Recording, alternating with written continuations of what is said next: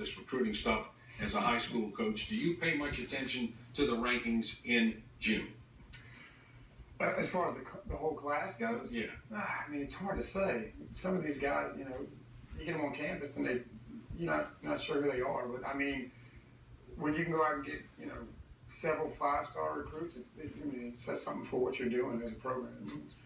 Do you like the fact that it seems like the high school coach has become less important in the recruiting process and other people around the student athlete have become more important? What's your take on that?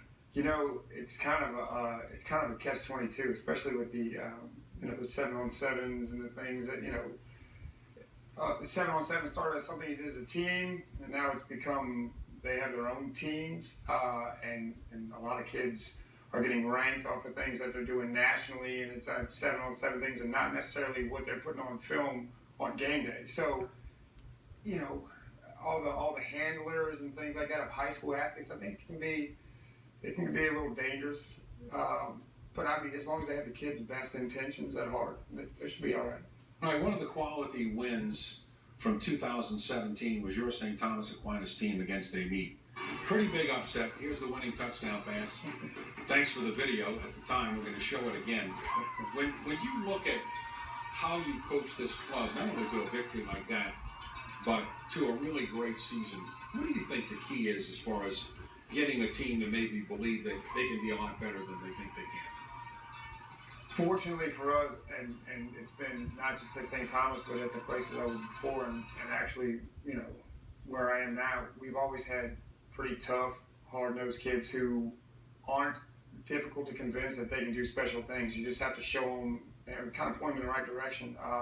Those kids last year came off of a rough season, but knew they were better than what they had put on the field, and we just had to kind of hone in on some little things that needed to be corrected, and when we got them straight, we had a really good season. I know when a school from St. Tammany Parish does well, the entire parish celebrates it, likes it. Lakeshore getting to the Dome, but to me, the game that really got a lot of people looking at them was their victory over Neville in the quarterfinals last year. When you see that, do you feel like as a parish that St. Tammany is on the verge of some really great things in the high school game? Well, I actually had this discussion on the way over here with my wife, talking about, two teams in St. Tammany Parish having undefeated seasons in the regular season, and then, going deep into the playoffs, obviously Lakeshore getting to the Dome. It's got to be on the rise, and for a while we were very concerned over there because there are so many 4 and 5A programs in our parish.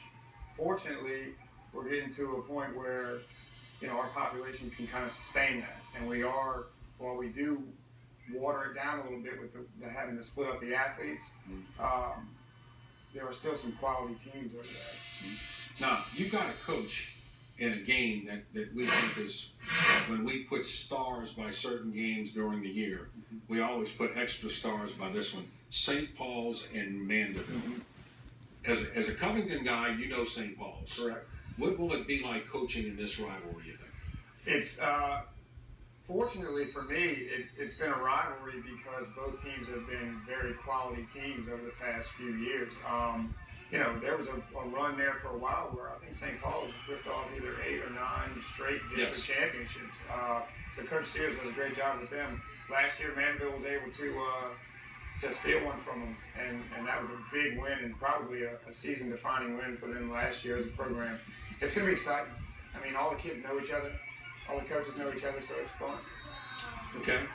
Every once in a while we come up with some random questions here, and one I wanted to get to is, what is your message to your team in 2018? Our message, we kind of have a little catchphrase we use. We say, speak like a skipper, think like a skipper, act like a skipper. It's kind of, when we hashtag tweets and things like that, that's what we use. It's just, you know how you're supposed to act. When you get out in public and you're representing that big M on your chest is what we talk about. Speak the way you're supposed to, be respectful, think the way you're supposed to, act the way you're supposed to, and we define it. We make sure that they understand what we mean. There's signs all over the weight room, and we sit down and actually have lessons about how we want to speak, how we want to think, how we want to act. But we just think that that's what defines our culture. I know most coaches have a myopic view of things day to day, sometimes hour to hour. But the key to long-term success, what do you think that is? Actually, that's funny. I had this conversation with a fellow coach today. I think finding what works for you, finding the process that works for you best, and then being consistent and doing it over and over again. Once you fine-tune what works for you, you know, the coach actually said the quote, I think that if we checked last year's practice plan for June 27th, it would look a lot like it did today. And this is a highly successful program, and that's what it takes. You know, if you can find what works for you and really nail it down, and then it becomes second nature, it's like Nick Saban says, trust the process all the time. I want to get your comments on this. Ed Carr is a football program with great traditions. So today the school presented the number 5 jersey worn by the late Tonka George. This season, that special number 5 will be worn by running back Ahmad Antoine.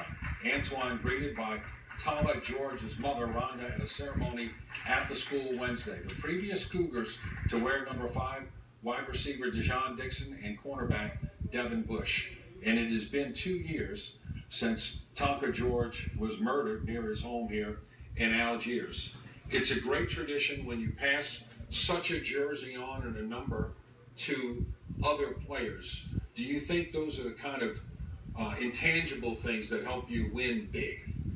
Absolutely, especially when the kids understand, you know, the gravity of the situation. They understand that that guy was not just a great player, he was a great person in their community. And to be able to honor somebody by wearing their jersey and to have the honor of your teammates and coaches kind of handing that down to you and saying, all right, it's your responsibility to be like that guy now. I think that anything that you can use is tremendous, but that's special. That's a different kind of situation. We wish you luck. I appreciate it. Great job. Good to meet your family here tonight. Yes, sir. Thank you for having us. I know you're a proud father a long time, and I'm sure he's very excited about what you are doing at all of your stops. Yes, sir. Guests of the WGNO Sportszone, eat at That's Amore's Pizzeria, West Metairie in Clearview, now open for lunch Tuesday through Sunday at 11 a.m.